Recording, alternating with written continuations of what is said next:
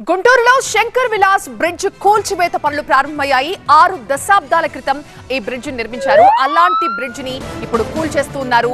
కొత్త ఆర్ఓబి నిర్మాణంలో భాగంగా పాత వంతెనని కూల్చేస్తున్నారు. 2 ఏళ్లలో అందుబాటులోకి రాబోతోంది కొత్త బ్రిడ్జ్. ట్రాఫిక్ సమస్యలు తలెత్తకుండా వాహనాలను దారి మళ్లిస్తున్నారు ట్రాఫిక్ పోలీసులు.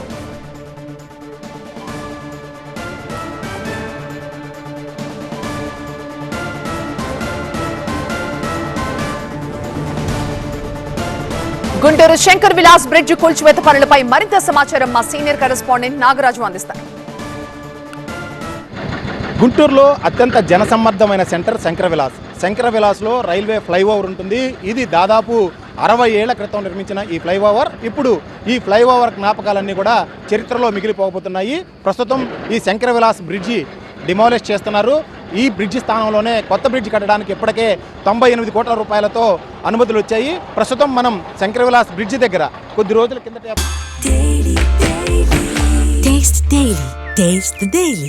ప్రారంభమైన నూతన వంతెన పనులను చూస్తూ ఉన్నాం. నూతన వంతెన పనుల్లో భాగంగా ఈ పిల్లర్ను కూడా ఇప్పటికే నిర్మించారు.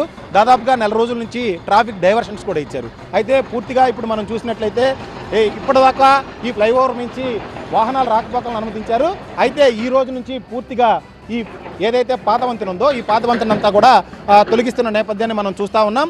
మొత్తం ఈ పాత ఫ్లైఓవర్ను మొత్తాన్ని కూడా తొలగించి దీని స్థానంలోనే 100 కోట్ల రూపాయలతో నిర్మించనున్న బ్రిడ్జికి సంబంధించిన పనులైతే శరవేగంగా జరుగుతున్నాయి. అందుబాటులో కూడా రానుంది. 2 సంవత్సరాల కాల పరిమితితో ఈ బ్రిడ్జి నిర్మాణాన్ని చేపట్టాలని ఇప్పటికే పెమ్మసాని ఆధ్వర్యంలోనే అధికారులంతా కూడా ఒక ప్రణాళికాబద్ధంగా పనిచేస్తున్న నేపథ్యాన్ని మనం చూస్తూ ఉన్నాం. ప్రస్తుతం ఈ బ్రిడ్జి ఎప్పటిది అనేది మనకి ఇక్కడ ఒక నేమ్ బోర్డు కనపడతా ఉంది.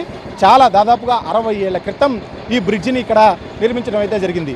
ప్రస్తుతం ఈ బ్రిడ్జిని మొత్తాన్ని కూడా ఎక్కువ వాహనాలు రాకపోకలకి అనుకూలంగా లేకపోవడంతో పెరిగిన ట్రాఫిక్తో ఇబ్బందులు పడుతున్న నేపథ్యంలోనే దీన్ని తొలగించి కొత్త బ్రిడ్జి నిర్మాణం చేయాలి అని కూడా అధికారులంతా కూడా ఒక నిర్ణయం తీసుకోవడం జరిగింది. ఇందులో భాగంగానే ప్రస్తుతం అయితే ఈ బ్రిడ్జిని కొద్దిసేపటి క్రితం పూర్తిగా తొలగించే పనులు అయితే ప్రారంభమయ్యాయి.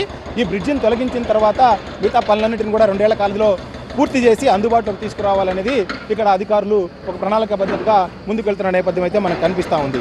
అదేవిధంగా ఇది ఎందుకంటే దాదాపుగా 60 ఏళ్ళు ఉన్న బ్రిడ్జి కాబట్టి ఇప్పుడు ట్రాఫిక్ సమస్యలు కూడా పెరుగుతున్న నేపథ్యంలోనే దీన్ని తొలగించి పూర్తి చేయాలి అనేది ఒక ఇప్పటికే అధికారులు చెప్తున్న నేపథ్యం కూడా మనకి ఇక్కడ కనిపిస్తూ ఉంది.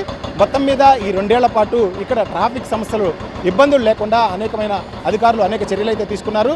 2-3 రోజుల్లో ఈ బ్రిడ్జి ఏదైతే పాత బ్రిడ్జి ఇంకా చరిత్రలో ఒక జ్ఞాపకంగా మిగిలిపోనుంది.